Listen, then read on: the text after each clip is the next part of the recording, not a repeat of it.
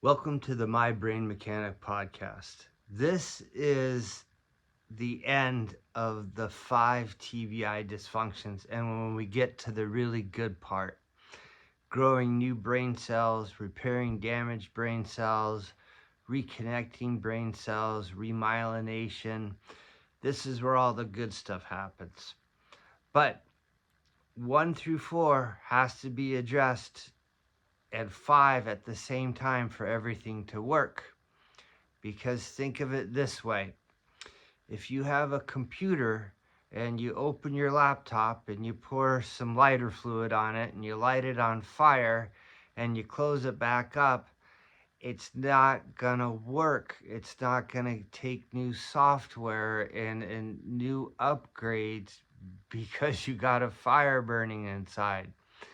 This is why a TBI needs to address the 4 dysfunctions, and that these dysfunctions are all causing neuroinflammation and neuronal death or neuronal damage. So let's just recap them quickly. There's a hit to the head that causes neuroinflammation and the brain's immune system, the microglia, to not just be active but hypersensitive and primed for not just months but years. The hit and or neuroinflammation will break down the blood-brain barrier. This is like our gut has a barrier. You've heard the term leaky gut, you get a leaky brain. That allows the body's immune system to get into the brain, and it doesn't recognize it, shouldn't be there, so it starts to attack and destroy brain cells. At the same time, the brain will release substances like S100B. Those get into the body codes it as a virus, forms antibodies, they get back up through that breached blood-brain barrier and start to destroy the brain cells that produce the S100B in the first place. So body's immune system causing inflammation, brain's immune system causing inflammation, antibodies, all coded. Now, not just for a little while, but for years. Then all of that neuroinflammation is sending signals down to our gut, which is wiping out healthy bacteria levels, causing dysbiosis, more inflammation, and different types of cytokine or inflammatory signaling going back up to the brain, causing even more inflammation and neuronal damage. All of that is causing swelling, and the brain sits in a fixed volume, which then crushes tiny blood vessels and starves oxygen and blood and starts to kill off other brain cells and other areas of the brain that weren't damaged to begin with. Then we have a 400-mile long microvascular network needed for blood, oxygen, and nutrients, and that gets damaged and clogged. So we want to clear that up. None of these can be addressed by any drugs that I know of. So now we get to the 5th. And when we look at these 4 dysfunctions, then you add in compounds that stimulate what is called BDNF, brain-derived neurotrophic factor, nerve growth factor, and neurogenesis, the development of new brain cells and the repair of damaged brain cells. And then neuroplasticity is the connection of one neuron or brain cell to the other, and those get disconnected from either a neuron being killed off or just from all of the neuroinflammation. That connection is like a wire that needs insulation. So when there's electrical wiring, a lot of time you need insulation. In the brain, we call it myelination. So you need to get remyelination, so when those connections and that neuroplasticity starts to happen, that remyelination occurs. And it's all well established in the literature that there are different compounds that have the ability to do that. Now, this is really important because the standard of care is neurologists are incredible at first-line therapy, But then they tend to go more into system or symptom management. They're treating symptoms, not rebuilding the brain, the blood-brain barrier, the gut-brain axis, because drugs really can't accomplish that, and that's where they're focused on. But they're amazing at saving your life. Then there are rehabs like speech, occupational therapy, physical therapy, all wonderful. They're external therapies. They're not addressing the internal dysfunctions. Then there are what would be called uh, a sect of chiropractors that practice functional neurology, and they use different types of equipment like hyperbaric, TMS, and other things. And these are external stimulations to reduce neuroinflammation, to do other things, and they're very helpful. The problem, though, is that we really need to address these internal dysfunctions, and they need to be addressed long term.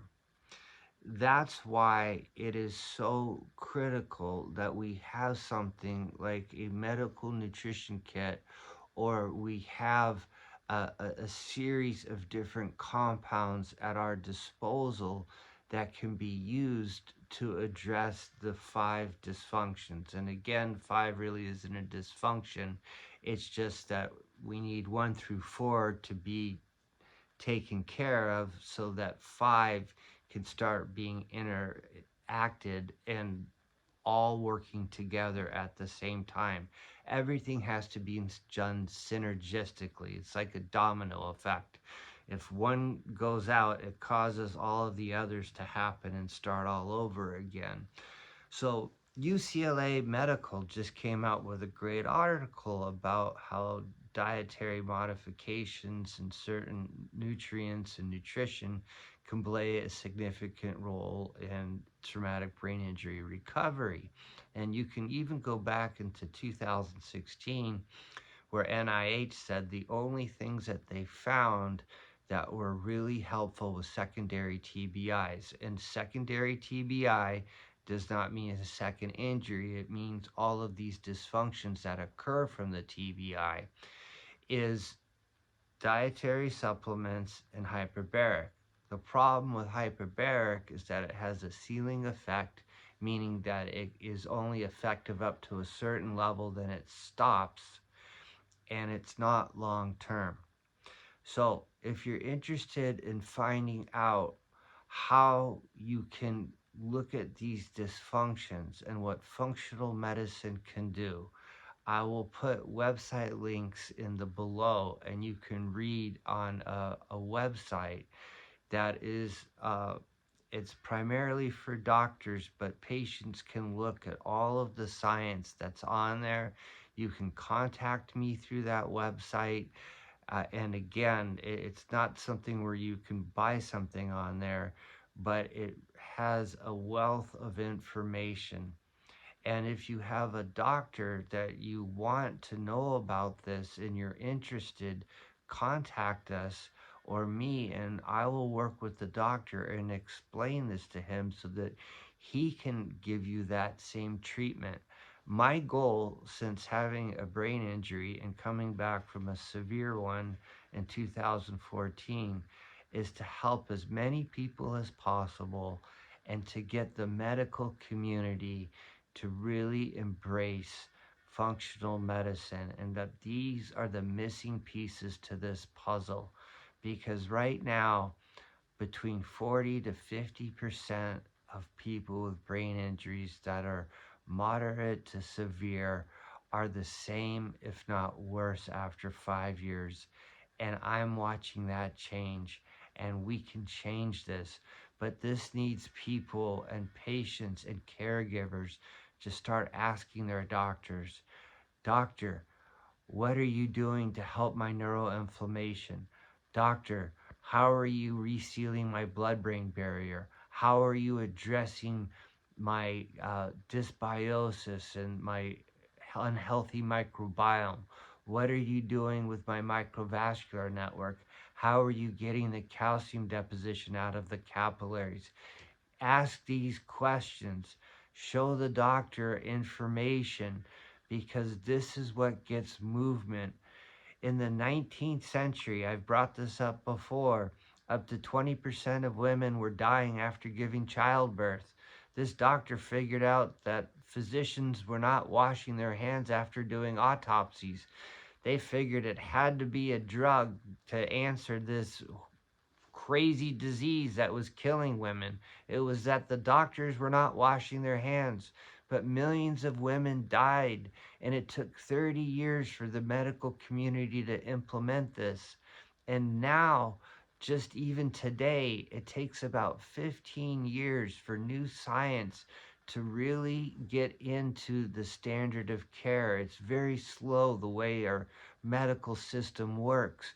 But as you listen to this, start to spread the word, because we can get more doctors and more knowledge and education out there, and that can really change the whole direction of brain injuries. And I'm absolutely convinced that this is almost the exact same dysfunction. So I would follow the same protocols with COVID long haulers. So we've got 6 million TBI people out there needing help, and upwards of 22 million COVID long haulers all out there with no answers. And I've devoted my life and years to figuring this out. We just need to get the message out. So ask your physician questions. Look in the description below.